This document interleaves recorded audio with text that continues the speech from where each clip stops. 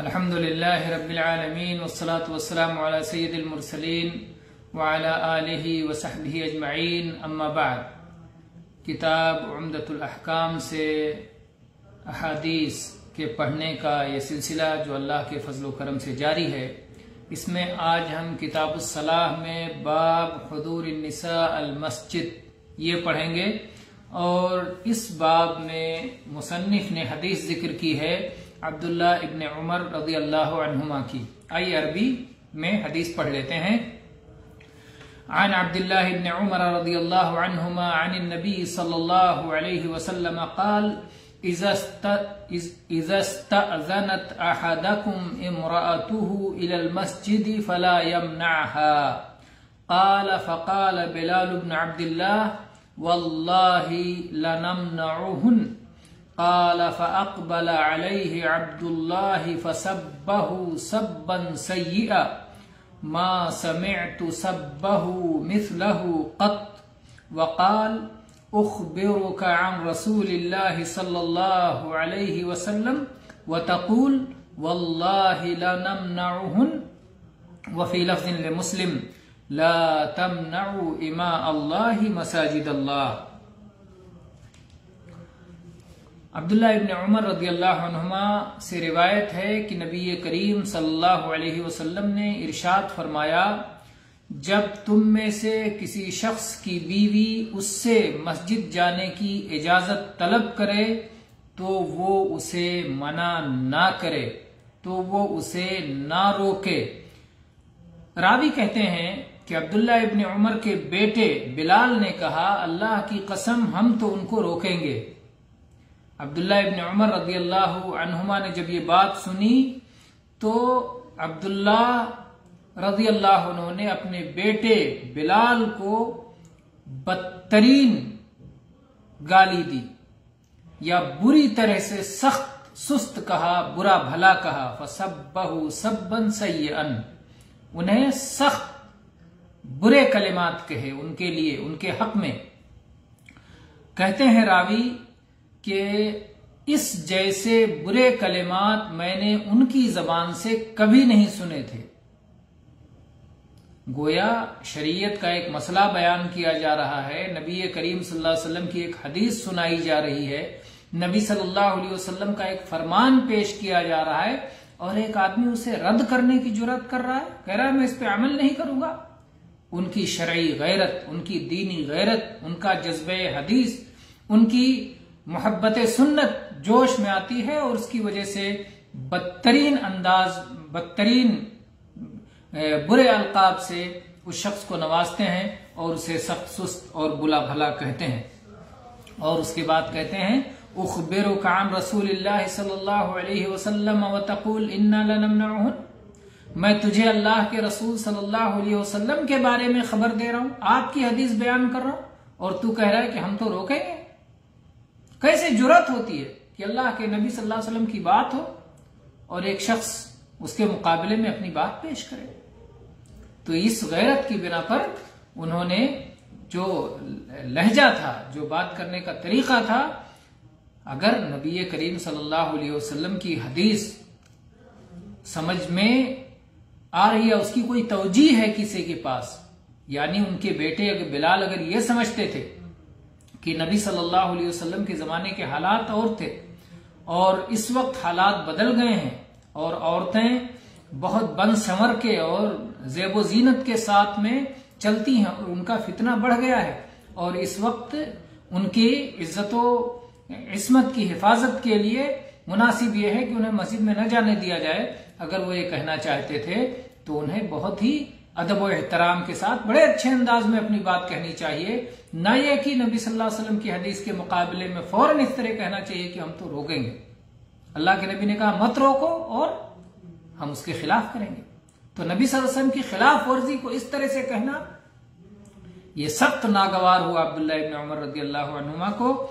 اور انہوں نے اس طرح سے ان کی ڈانٹ ڈپٹ کی۔ تو یہ متفق علیہ جو الفاظ ہیں کہ جب تم میں سے کسی کی بیوی اجازت مانگے مسجد جانے کی تو اسے نہ روکے، جس شخص سے اجازت طلب کی گئی ہے وہ شخص اجازت دینے سے گریز نہ کرے۔ صحیح مسلم کے الفاظ ہیں لا تمنعوا اماء اللہ مساجد اللہ، اللہ کی بندیوں کو اللہ کی مسجدوں میں جانے سے مت روکو۔ تو مسئلہ اپنے آپ میں واضح ہے کہ اسلامی شریعت میں جمعہ اور جماعت کی حاضری کے لیے خواتین کو مسجد میں جانے کی اجازت موجود ہے، اور ان کے شوہروں کو کہا گیا ہے کہ اگر وہ اجازت طلب کرتی ہیں تو انہیں ان کے شوہر اجازت دینے سے گریز نہ کریں اور انہیں ان کے شوہر اجازت دے دیں مسجد جانے کے لیے۔ اس سے یہ بات بھی معلوم ہوتی ہے کہ خاتون کو، شادی شدہ عورت کو کوئی کام کرنا ہے تو اپنے شوہر سے اجازت لے کے ہی کرنا چاہیے، مسجد بھی جانا ہے تو اپنے شوہر سے اجازت لے کے ہی مسجد جانا چاہیے۔ امام بخاری رحمہ اللہ کی دقت فہم اور ان کی دقت فقاہت کی باریکی آپ پہ نظر کریں کہ اس حدیث کو کن کن ابواب میں لائے ہیں اور کیسے مسائل کا امام بخاری رحمہ اللہ نے اس سے استنباط کیا ہے۔ امام بخاری نے اسے کتاب الاذان میں باب خروج النساء الى المسجد باللیل والغلس،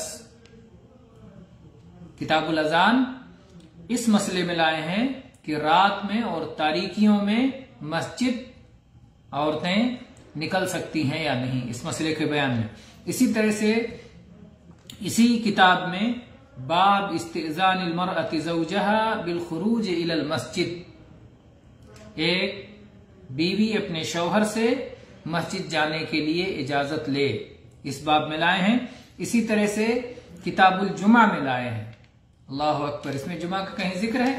لیکن یہ بتانے کے لیے کہ جمعہ کے دن خطبے کا انتظام ہوتا ہے اور عورتوں کو خطبہ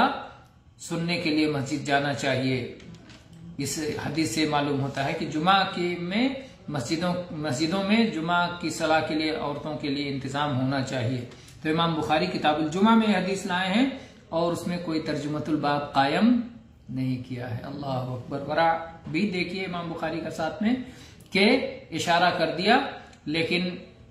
اپنی طرف سے کوئی ایسا لفظ نہیں کہا کہ جو یعنی اپنی طرف سے ہو، استنباط کیا ہے اور استنباط کے لیے گنجائش پوری رکھی ہے اصحاب فہم کے لیے، رب مبلغ عوام سامع۔ پھر اس کے بعد میں کتاب النکاح میں یہ حدیث لائے ہیں، امام بخاری کتاب النکاح میں یہ حدیث لائے ہیں باب استئذان المرأة زوجها فی الخروج الى المسجد وغیرہ، کہ کتاب النکاح میں یہ مسئلہ بیان کرنے کے لیے لائے ہیں کہ بیوی کے اوپر شوہر کا یہ حق ہے کہ بیوی اگر گھر سے باہر کہیں جانا چاہتی ہے، مسجد یا بازار یا کہیں اور کسی ضرورت کے لیے باہر جانا چاہتی ہے تو شوہر سے اجازت لے کر کے جائے، یہ شوہر کا حق ہے۔ یہ بیان کرنے کے لیے کتاب النکاح میں یہ حدیث لائے ہیں۔ اسی طرح سے یہ حدیث صحیح مسلم میں کتاب الصلاۃ باب خروج النساء الى المساجد اذا لم يترتب علیہ فتنہ، اور اسی طرح سے امام ابو داؤد نے کتاب الصلاۃ باب ما جاء فی خروج النساء الى المسجد، اور اسی طرح سے امام ترمذی نے حدیث کتاب الصلاۃ باب ما جاء فی کراہیۃ البزاق فی المسجد، اور اسی طرح سے امام ابن ماجہ اسے اپنی مقدمہ میں لائے ہیں۔ تو یہ حدیث ہے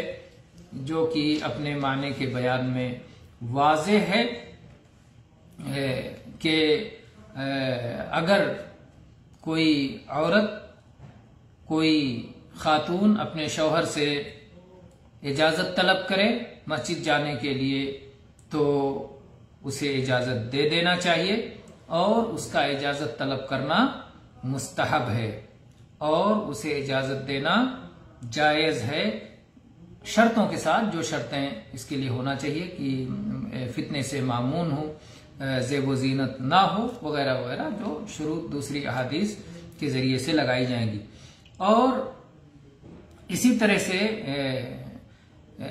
بعض اہل علم نے کہا کہ یہ صلاح کا مسئلہ ہے، صلاۃ کے لیے اجازت لینے کی ضرورت ہے، لیکن صلاۃ کے لیے حاضر ہونا مستحب ہے، لیکن بعض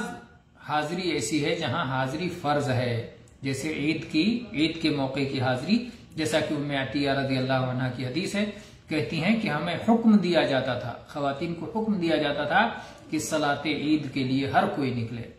تو عید میں حاضر ہونا فرض ہے، تو اس لیے وہاں جب فرض ہے تو پھر اس کا حکم اس سے مختلف ہوگا۔ اور اسی طرح سے اور باقی باتیں درس کے دوران ہو چکی ہیں۔ اللہ تعالی عالم، صلی اللہ علیہ نبینا وسلم، الحمد للہ رب العالمین۔